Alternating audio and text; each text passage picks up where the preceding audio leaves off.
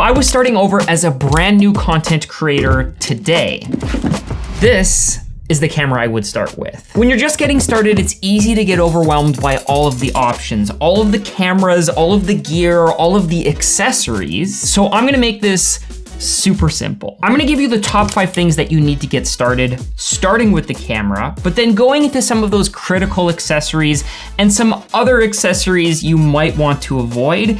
And if you keep watching, I'll share the exact camera settings that I use every time I film. Now, my recommendation if you're just getting started is to try filming on your phone to see whether or not you even enjoy doing this. 15 years ago when I started, phones weren't an option. I'm pretty sure I either had a BlackBerry or like a Motorola flip phone. But back in 2009, I had to walk into a Best Buy. I spent $800 on a Canon Rebel T1i. I think it had a kit lens and 1 extra battery. That camera had 15 megapixels, no flip screen. I think it had the most basic video features like 720p, no 4K, not even 1080. But today, for almost the exact same price that I spent back then, you can get this. So this is a camera that I've tested and talked about before on the channel, but one that I highly recommend, especially if you're just getting started. One of the main reasons that I recommend Canon cameras is because they are super user-friendly. Having tested cameras from all the other major brands, I personally find the Canon menu system and the ergonomics of something like this Canon R50V the easiest to use. And much like the camera that I got back in 2009, this one also comes in a kit with both the camera and the lens. Now, the lens that I recommend every new content creator get is a wide angle lens. This is a 14-30, which means it's good if you want to vlog and shoot content of yourself, but it also zooms in just enough to 30 millimeters if you want to do close-up detail shots of products or whatever it is that you're taking video of. Now, in my opinion, Canon has some of the best looking video footage straight out of camera. Like if you don't want to edit it heavily, the skin tones and the way that the files look is very natural. But the Canon R50V also natively supports both vertical and horizontal shooting. It has a 1/4-20 thread, a tripod mounting thread on the bottom, as well as the side. So if you want to mount your camera vertically or horizontally, you can do it without needing any extra accessories. The front of the camera also features a dedicated record button so that if you are taking video of yourself, you can hit that record button without having to reach around the back of the camera. And this camera has the same autofocus modes that are in my $5,000 professional Canon R5 Mark II. But the Canon R50V has a few other features that I really like that you might not use right away, but things like false colors, zebras. It has color filters and connects really well to the Canon app. So if you want to trigger the camera remotely, or if you want to transfer footage to your iPhone or to your smartphone, the Canon app, the Connect app, lets you do that. The R50V also features skin smoothing. And if you are someone who does makeup tutorials, or you're like me and you do products where you show them to the screen, there is a dedicated autofocus mode called Movie for close-up demos. It has 4K 30 frames per second, 4K 60 frames per second with a crop, and you can even do slow motion 120 frames per second at 1080p. So if it has all of that, what could possibly be missing? Now, everything that I'll be sharing will be linked down in the description, and you can kind of think of it as a menu for you to pick and choose from. So I'll share what I'm showing in this video, but I'll also share alternatives if you're someone who's looking at other brands, or maybe you have a little bit more money to spend, or maybe you're like me and you wanna know, okay, what are Anthony's favorite accessories that he's using right now? So for example, if you are more photocentric, you might wanna look at the original Canon R50. That camera doesn't have as many video features, but it does have a dedicated viewfinder. And if you're someone who's gonna be shooting in a really bright scenario and maybe like the screen doesn't work for you and you want to have that viewfinder, that might be a camera you wanna check out. Or recently I've been talking about the Canon PowerShot V1. It's kind of like my guilty pleasure camera because it's so small, it's so compact, and it's very similar to the Canon R50V, but obviously it doesn't have interchangeable lenses, so it's not gonna work for everyone. So then maybe if you're someone who does have a little bit more budget, you might be looking at something like a Canon R7 or an R6 or the Canon R5 II that I was showing earlier. I've also talked about other brands like Fujifilm, and I think the XM5 is a great alternative to something like the R50V. It is a little bit more expensive, but if you like that aesthetic and you like Fujifilm, that would be one that I'd recommend checking out. And then the tried and true classic Sony 6400. If you're someone who's interested in the Sony ecosystem, I'll put a link to that camera down below. But if you're building out a rig to record video, you can't do that unless you have one of these. But you can't just go with any old memory card. You'll want one that has speeds that can support all of the video files from your camera. And in this case, you're gonna wanna look at either a V60 or a V90 class card. If you are someone who has a little bit more budget to spend, I'd recommend upgrading from 128 to maybe 256. That'll be more than enough to cover a full day of video shooting, even if you are shooting in full 4K. And if you're someone who plans to vlog, my recommendation would be to have at least one extra battery in order to get you through a full day of shooting. Now, you might be tempted to get something like this, where it's like a mini tripod, but it's also like this vlogging selfie stick.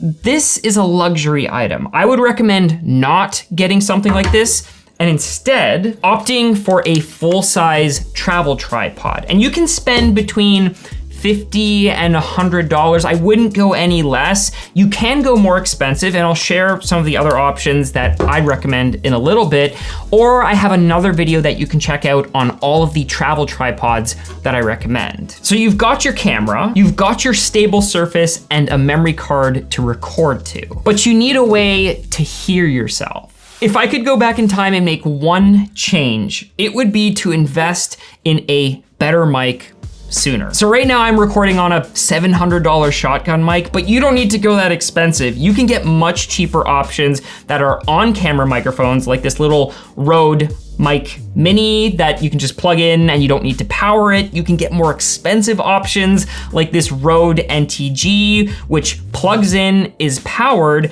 and you can plug it into your computer if you want to record a voiceover separately. But I think the best options you can get right now are these. And I'll start with the DJI because I think the DJI Mic Mini is one of the best value options. You can actually get it in a single mic, single receiver version for under $100. Now, this is the DJI Mic 2, which has 32-bit internal audio recording, which makes it a little bit more expensive. So if you want something that's on the less expensive side, try the DJI Mic Minis.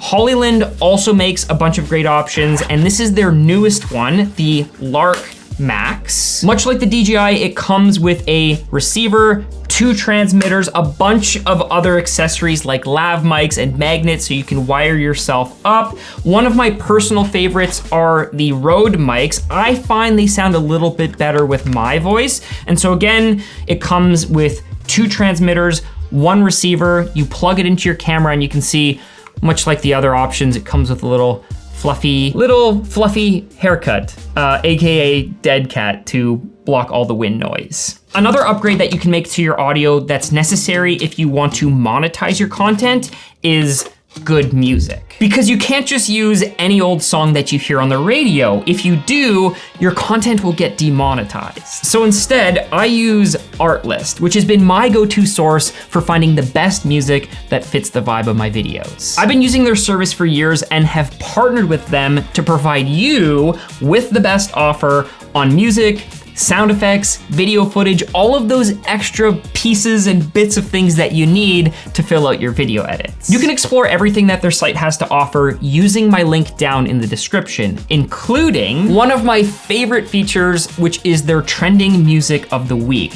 So you can go in and find the music that you'd expect to hear on the radio, on YouTube, on Spotify, and they will give you royalty-free alternatives from their library that won't get your content demonetized. Because having music that sounds like this,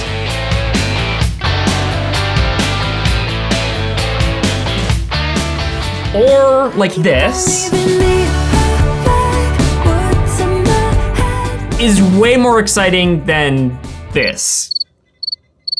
And yes, I did get those cricket noises from Artlist. But maybe you're not happy with the way that your video looks. Well, you can go into their LUT library, download any of their creative LUTs to take your video footage from something like this to something like this, or even something like this. If you opt for their AI suite or their Max plan, you also get access to their latest AI image and video generation tools, including a new feature that lets you combine multiple images using a single text prompt. So for all those little things to help you create that next level content, check out my exclusive offer for Artlist down in the description to get 2 months free off of any of their annual plans.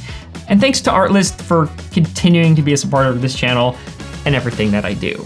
So what are the pieces of camera gear you should avoid? Big, fancy gimbals or things like camera cages fall into that luxury category. I own 3 of these, and while they're great, I really only pull them out if there's a very specific shot that I need. Big, expensive L-series lenses. Start with the kit lens, and when you've decided that yes, that is what you like and you want to upgrade, then save your money for something like this $2,000-$3,000 24-70. Or in my case, I'm filming on the 15-35 f2.8, which costs about the same. Now, something that I think is actually worth it are these prime lenses. Something like a 24 or a 35 f1.8 won't break the bank. It still will be a few $100s, but this will allow you to get a shallower depth of field and will be slightly higher quality than the kit lens that you're used to shooting on. Avoid any form of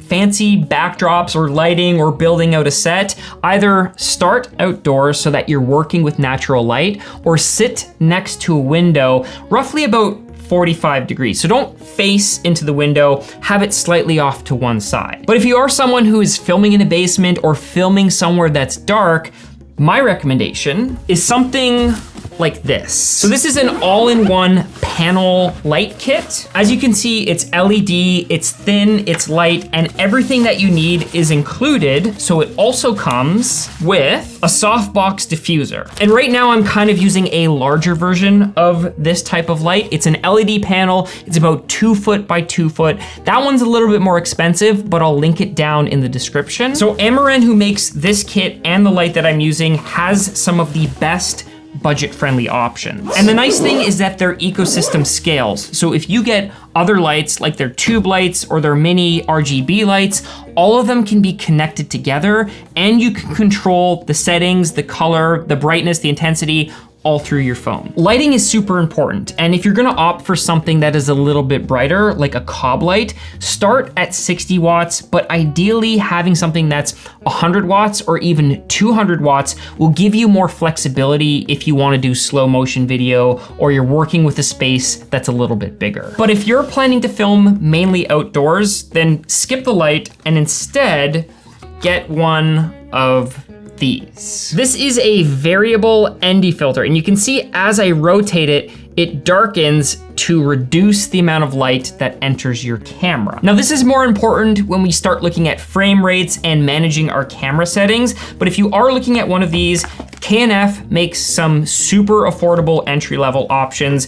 My personal favorites are the ones made by Haida, and if you have a little bit more budget, Nisi makes some super color accurate ones, including their latest Jet Mag Pro system, which is magnetic and honestly one of the fastest to take on and off of your camera. One of the smartest upgrades that you'll ever make is investing in high quality audio. So while the camera that you're getting probably does have a built-in microphone, typically these microphones pick up audio from all directions, meaning it will pick up your voice, but it will also pick up the car that's driving by or your air conditioning, which just turned on. So instead, having a microphone that is closer to the audio source, whether it's something like the DJI mics that you can open and you can clip on right here, or you can hold them. Holding them is okay.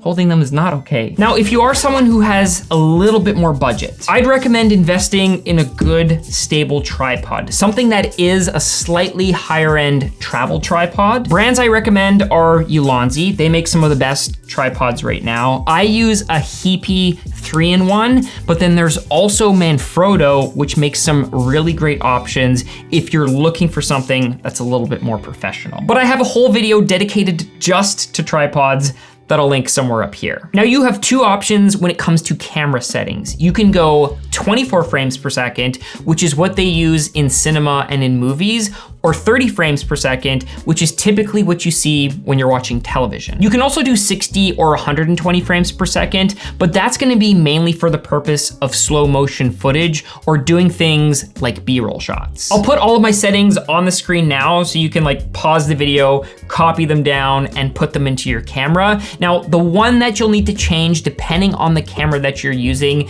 is the base ISO. So this one is specific to Canon cameras and the Canon R50V. You'll also want to adjust your white balance depending on where you're shooting. Now, if you're indoors and the light that you're using has a color temperature setting, typically I'll use 5600 Kelvin and then set my camera to the same so that my lighting matches what my camera is capturing. One hack that you can use if you're just getting started and you don't have that ND filter to slow down your shutter speed is you can use auto ISO. And I know all the camera pros in the comments are freaking out, but it's better to have correctly exposed footage than shoot in that base ISO or shoot with the correct shutter speed. You can also try shooting in C-Log 3, which will give you this kind of like flat color profile, which gives you a little bit more flexibility when you're editing and color grading later. And if you're doing autofocus,